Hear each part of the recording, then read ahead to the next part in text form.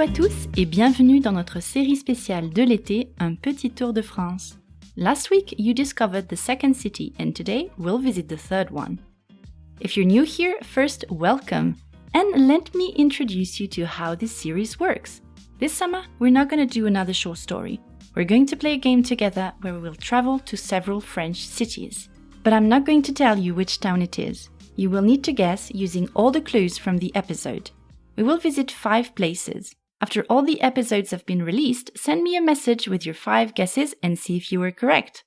This is our third city now. Could you guess the 2 first ones? I'm really curious. As always, you can of course download the transcription of today's episode on frenchblabla.org. Allez, on commence. Laissez-moi vous présenter la ville d'aujourd'hui.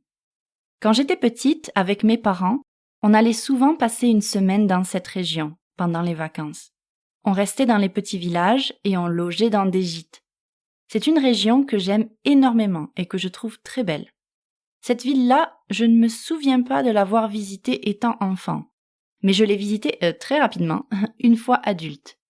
J'ai pu admirer notamment la cathédrale Notre-Dame, qui est vraiment le symbole de cette ville, avec ses pierres en grès rose. Il a fallu 300 ans pour la construire. Et c'est la seconde plus haute église de France avec ses 142 mètres de hauteur.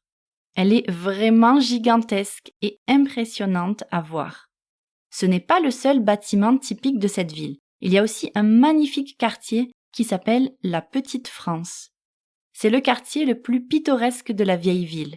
Les pêcheurs, les meuniers et les tanneurs y vivaient et y travaillaient autrefois.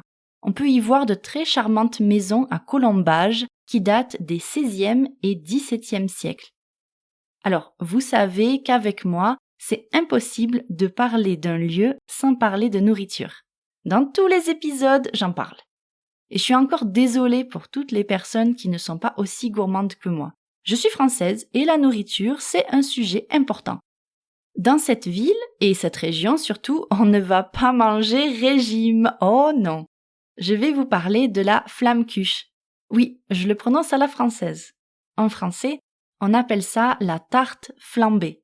C'est comme une pizza, très fine, garnie de crème fraîche, de fromage blanc, de lardons et d'oignons.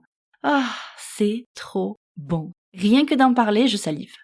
Donc franchement, si vous allez là-bas, mangez-en une. On a aussi la choucroute qui est très célèbre. Moi j'aime bien, mais je préfère quand même la tarte flambée. Pour finir, je voudrais vous parler de ce fameux marché de Noël, qui s'y tient depuis 1570. Pendant longtemps, ça a été le seul marché de Noël de France. Il débute le premier samedi de l'Avent pour s'achever le 24 décembre au soir. Il attire chaque année 2 millions de visiteurs venus du monde entier. Voilà. Alors, est-ce que vous avez trouvé ? Vous êtes déjà venu dans cette ville ?